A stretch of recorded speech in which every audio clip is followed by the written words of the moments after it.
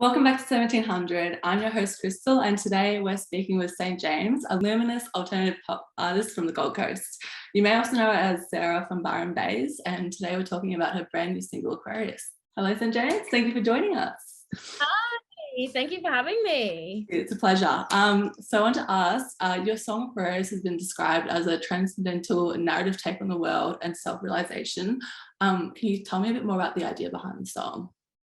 I started writing the track before I started writing the lyrics, so it was quite weird because usually it's the other way around. And then I was trying to get ideas of what I was going to write about and kind of what I'm feeling at the moment.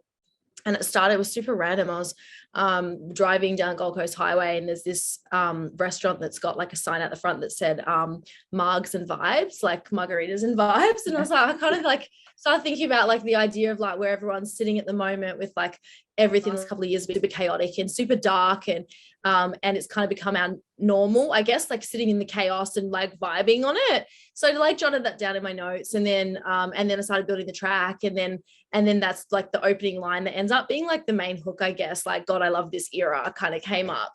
And it was just about like how, yeah, we're all of us collectively, we're just sitting in this like madness and kind of feeling all the feelings and feeling all our emotions and kind of like vibing off it. It's become this like subculture, I guess. Yeah. And just waking up and realizing a whole heap of things, and and just coming to terms with the way that our world is I think not what a lot of us growing up could ever have imagined. Yeah, definitely. And so it's just kind of about dealing with that, and so that's where it kind of came from. Yeah, because I was going to ask that as well, like how you go about starting a song. So you usually do the instrumentals first. How did it go, I guess, getting from the idea to getting the instrumental into this song?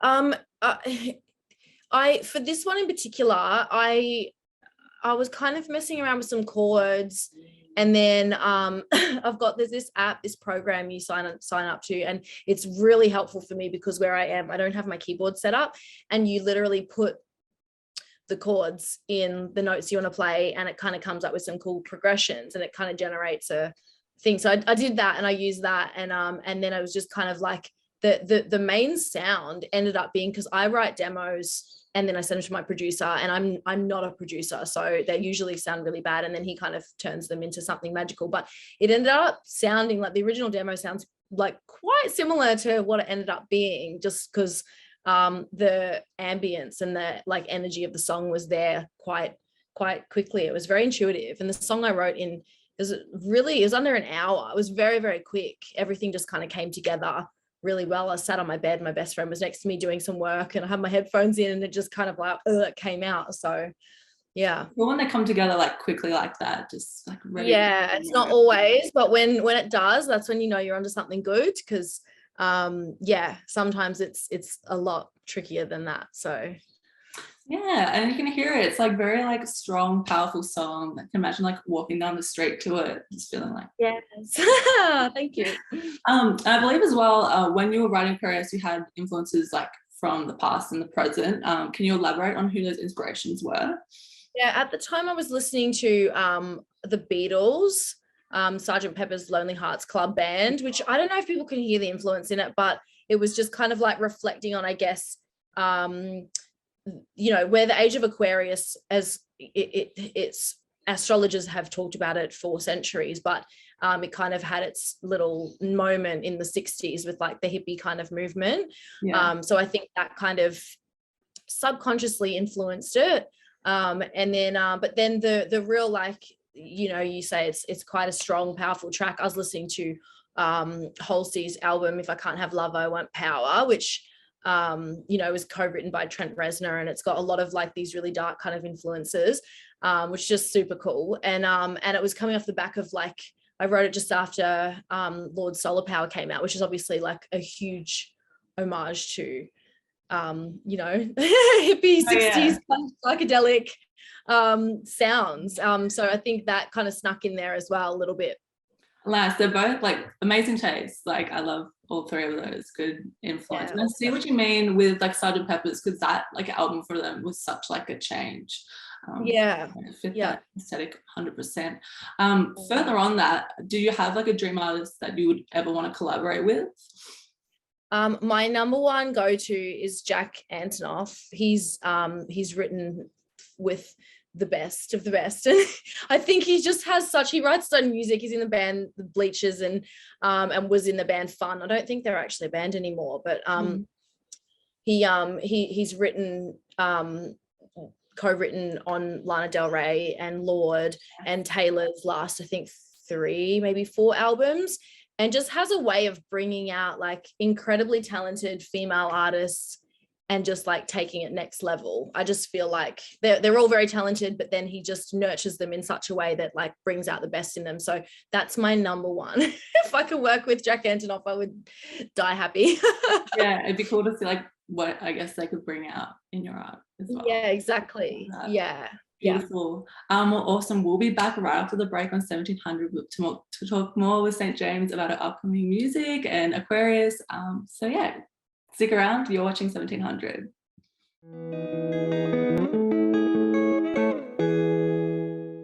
Welcome back to 1700. We're talking with St. James today about our music. Regarding your journey with songwriting, you've said that like a challenging part of it involved figuring out not only what you want to say, but also I guess like what people want to hear. How has that process been like evolving your writing to a point of honesty that you hear in Aquarius? Yeah, it's something that I've definitely struggled with for sure. And I think that the more you write, the easier it gets. Obviously, it's just the thing, you've just got to do it. And I don't know, it's always a gamble though, isn't it? Like, each time I write and I kind of think, people going to relate to this? Is this something that other people are feeling as well? It's always quite weird, but I'm always learning. I'm always reading and watching tutorials and getting bits of information on how to best write. And I got given the best piece of information that was I only heard a couple of days ago, and it was that think about the things that you talk about with your friends, like things that commonly come up. And I was like, I never even thought about it like that. Like, you think of writing as like a really personal thing. You're like, I'm feeling these things, but more so than thinking about what you're feeling when you're by yourself having these thoughts, think about the things you talk about with your friends, or the things that are coming up that are kind of common. But it's a journey, and it's definitely one of the more challenging aspects of being an artist that I've found. I've performed forever. That's easy work for me. I mean, physically it's hard, but mentally it comes really naturally, but writing definitely didn't. So it's definitely something that I've got to put in a lot of effort to produce something that I think sounds good, Yeah, no, I see, like, it's a really interesting theme. Like, I feel like a lot of people just pump out like love songs and whatever, like out of nowhere, but this has like a cool meaning behind it, and it's something that people can relate to as well, which I really enjoyed. I feel like astrology is very much popular as well at the moment. So I think it's it used to be something that people looked at as a bit woo-woo and whatever, but I think it's a testament to just what we've all been going through the last years, that people are looking to that kind of thing for answers and for comfort and for a little bit of understanding, I think. So it is, I feel, a common theme now more so than ever. I say if I released it 10 years ago, I think it wouldn't have been received or understood as well as it is now. So I'm grateful for that. And was those like otherworldly kind of themes, were you like always into that? Because I know like you went to Byron to get like some more creative inspiration, and that's a lot of things that they're interested in there. But has it always been like a part of your life? Not to the point where it's been my whole world, but it's more of like my spirituality and relationship with what's going on in the universe has always been kind of like a private thing. And that's one thing that I found interesting about going to Byron, is that it was it's a lot more not only out in the open, but there's almost like a contest between people who can be more spiritually awakened, which I found to be complete, I don't know, the word oxymoron or something, because I was like, it's seen as a very internal kind of thing. So that was really eye-opening. I thought there would be more like-minded people to me, where it was like you have an understanding that there's something more and a thirst for knowledge and a curiosity for it, but not so much out and about on display, trying to convince people of your spirituality. That was something that I found really fascinating with being in Byron. And of course, I'm generalizing, not everyone is like that, but my experience of it was that a lot of people were like that. Yeah, no, it is interesting. It is very like out there, like on social media and everything. I know. What's your name? And more about like being there as well, like, and you performing. I was watching like your live performance on Byron Bay, and it was very captivating. Like, I don't know, it was very nice. And I noticed it was like a stripped kind of piano version of the actual release song. Was that before you released it, or did you like decide to do the piano version? Yeah, it was never supposed to really be anything. It was just like something I was in my bedroom and I was writing, and then it came about that the exhibition was happening for Kai, and they wanted me to sing, and so I did, and I almost didn't, because I was like, oh, usually I'll obsess over something for a long period of time and really try and perfect it before anyone sees it, even my producer, let alone the whole world. And it was like a week before we shot at that evening that I was kind of writing it, a couple of days or something. It was like crazy, and I was just like, what am I doing? This could totally tank. This could be really bad. And I did it, and I spoke with the producers after, and they said, obviously we didn't get to see any footage or anything. We watched it with the world. They said, trust me, it's really, really good. Emma, the executive producer, she's beautiful, and she's like, you've got to release it as a single. So I took it to my producer, and he was like, oh, I'm kind of hearing like a bit more of an intense, we drew inspiration from like Massive Attack, and like, make it a little bit darker and whatever. So it's interesting. Like, I love the finished product, the single, but I had a lot of people that were like, you've got to release the piano version, and that was never really the intention. But it's one of those things that I would love to do. It's just the time, and mentally too, I'm going in a different direction, and I've got so much new stuff that's coming out that it always feels to me like a bit of a step back to go and revisit those songs. That song was kind of a time capsule of like a pretty dark, pretty difficult time, to be honest. And now I'm kind of moving forward and moving away from that. So but we'll see what happens. I think probably once I start touring, the song will come out. I'll obviously perform it, and then we'll kind of play around with, stripping it back or doing different arrangements of it. So because you've always been on like the piano as well, so it's be fun. And more on that, like what you're doing at the moment. So you've been in the studio. I guess what you've been working on at the moment.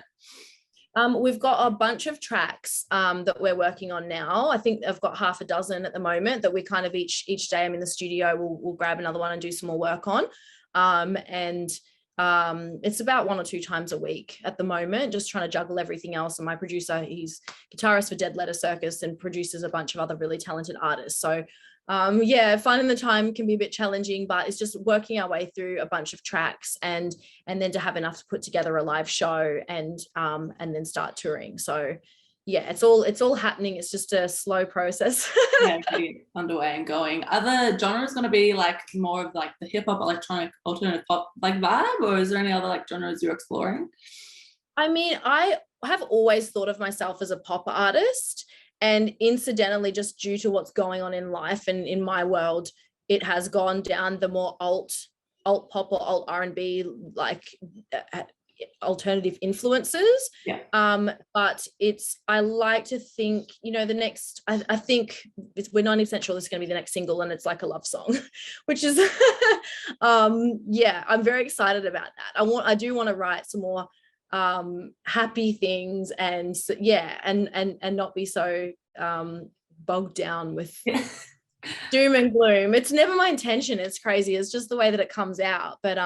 But in terms of genres, it's just kind of a bit of everything. I wrote a song the other day, and my producer and I were like, this is a piano track. Like, it's just going to be piano.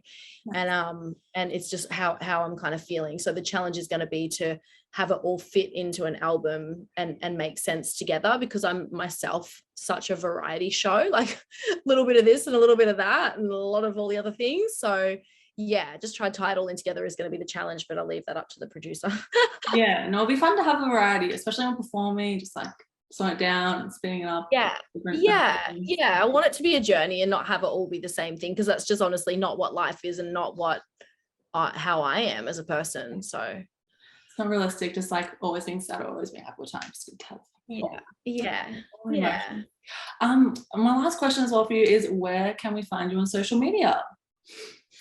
So mostly on Instagram. I've got Twitter, Snapchat, and TikTok, but I'm really slack at using it. So st.James.music is my handle on Instagram, and you can find the links in my bio. So I'm not rattling off all the other handles. They're all on my Instagram bio, so you can find all my other things. And I'm doing TikToks a lot more than anything else. Don't bother following me on Twitter. I never tweet. Twitter's terrifying to me. I just don't know if it likes yet. Yeah.